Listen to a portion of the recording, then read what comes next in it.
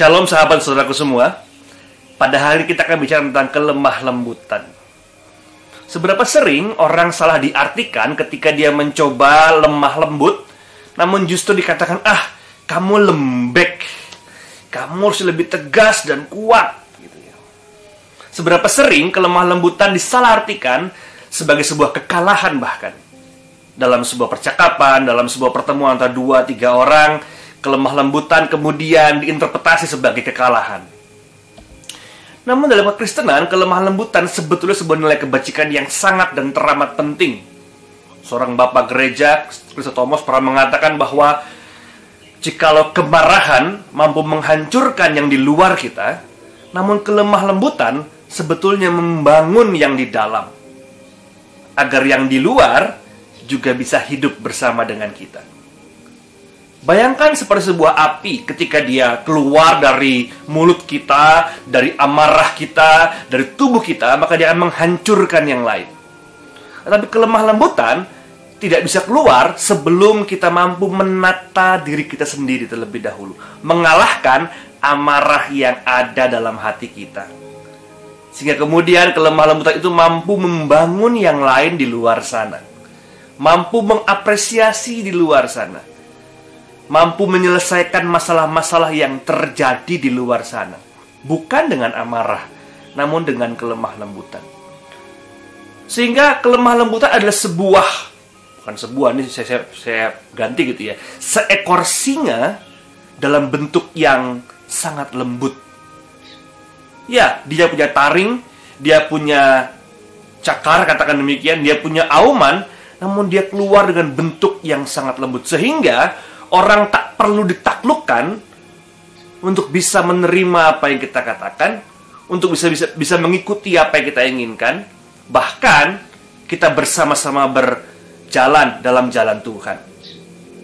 Ya, kemenangan tidak selalu diraih dengan mengalahkan yang lain, namun justru dimulai dengan mengalahkan diri sendiri, mengalahkan api yang begitu besar di dalam hati kita. Nah, saudaraku terkasih, untuk itulah kelemah lembutan menjadi hal yang penting. Bahkan dalam Bilangan 12 ayat yang ketiga, jadi dari antara ayat dan perikop ini kemudian tiba-tiba penulis kitab Ulangan menyelipkan satu kalimat tentang Musa, dikatakan demikian. Bilangan 12 ayat 3. Adapun Musa ialah seorang yang sangat lembut hatinya, lebih dari setiap manusia yang di atas muka bumi. Menarik sekali, karena ketika penulis kitab Bilangan mau mencoba menaruh sebuah kisah, dia terlebih dahulu menyelipkan sebuah kualitas kehidupan dari Musa. Itu apa? Lembut hatinya. Ya, kelemah lembutan, lembut hatinya menjadi satu predikat yang disematkan kepada Musa. Dan bukan tidak mungkin bahwa untuk itulah, karena itu jugalah Allah memilih Musa sebagai alatnya. Karena lembut hatinya. Dia tidak diartikan sebagai cengeng, dia tidak diartikan sebagai mengalah saja, dia tidak diartikan sebagai lemah saja. Tidak. Tapi justru orang yang mampu mengelola dan mengatur hidupnya di dalam dirinya. Bayangkan orang yang mencoba mengatur banyak orang, namun dia nggak bisa mengatur dirinya sendiri. Bayangkan orang diminta mengatur emosi banyak orang, namun dia nggak bisa mengatur emosinya di dalam diri sendiri. Apa jadinya? Ya berantakan pasti gitu ya. Namun kita Bilangan dengan sengaja mengatakan Musa, di antara semua di bumi ini, dia orang yang paling lembut hatinya. Dan arti yang kedua adalah orang lembut hatinya, maka di dalam hatinya penuh dengan ketenangan. Apa dampaknya? Kita mampu mendengar suara Tuhan. Contoh paling mudah adalah ketika kita melihat orang memberontak. Apa kan? Dia bergerak sana kemari kayak cacing kepanasan, dia berteriak-teriak. Apa yang dia dengar? Suaranya sendiri. Tapi orang yang lembut hatinya, tenang dan damai di dalam hatinya, maka ada ruang bagi Allah untuk bersuara di situ. Ada kesempatan bagi dia untuk mendengarkan suara Tuhan yang mengajak dia berproses, mengajak dia maju, dan menunjukkan arah kemanakah dia harus melangkahkan kakinya. Suara Tuhan pasti akan kalah ketika orang terlebih mendengarkan kemarahan. Wah, aku nggak mau, pokoknya seperti ini, pokoknya seperti itu, dan nggak akan selesai.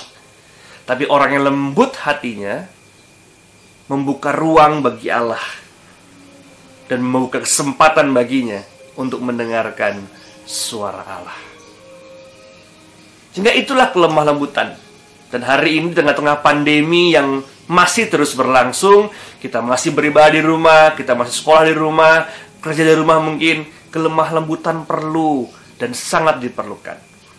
Agar kejernihan suara Tuhan ada dalam hati dan kehidupan kita. Agar bukan kemarahan yang keluar, namun kelemah lembutan yang menata dalam hatilah yang senantiasa kita miliki. Selamat berefleksi pada hari ini. Sekaligus izinkan saya pada hari ini mengucapkan terima kasih banyak untuk sahabat saudaraku semua yang boleh terus menonton, menikmati Weekly Challenge setiap hari 2 kali. Kami selama pandemi ini sudah menghasilkan lebih dari 160 video. Dan untuk itu kami hendak pamit pada hari ini. Namun sekaligus ingin mengatakan bahwa pamitnya nggak kemana-mana gitu ya. Kita akan berubah dalam bentuk yang berbeda. Sehingga nantikan kembali dengan renungan dan juga sapaan-sapaan yang akan kami lakukan dalam bentuk-bentuk yang berbeda. Karena kita percaya kita perlu saling terus menopang, terus saling menguatkan, dan terus saling mengingatkan satu sama lain. Sehingga terima kasih untuk kita semua sudah boleh menonton dengan setia Weekly Challenge. Dan nantikan bentuk-bentuk yang berbeda pada hari-hari ke depan. Selalu berdoa secara pribadi. Nanti akan tutup dalam sebuah doa bersama-sama. Silahkan.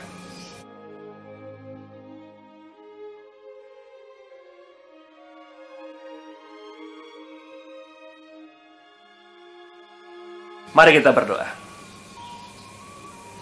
Ya Tuhan, pada hari ini kami mencoba belajar untuk lemah lembut. Sama seperti Musa yang dikatakan lembut hatinya. Kami mencoba menjadi orang-orang yang lemah lembut, penuh dengan kelemah lembutan. Karena itu berarti kami mencoba menata diri kami sendiri. Jikalau kami sering dan lebih sering mengeluarkan kata-kata dengan amarah, dengan keras, tanpa berpikir panjang, kiranya Engkau boleh menegur kami. Agar di masa pandemi ini kami bukan menjadi orang-orang yang justru menunjuk yang lain. Namun kebalikannya, kami menata diri kami sendiri, menata kehidupan kami, menata hati kami, agar melaluinya kami mampu mendengar, bahkan melihat petunjuk-Mu. Terima kasih ya Tuhan. Amin. Selamat berpisah untuk sebentar gitu ya. Kita akan masuk dalam bentuk-bentuk yang berbeda. Nantikan sapaan-sapaan berikutnya dari kami. Tuhan memberkati kita semua.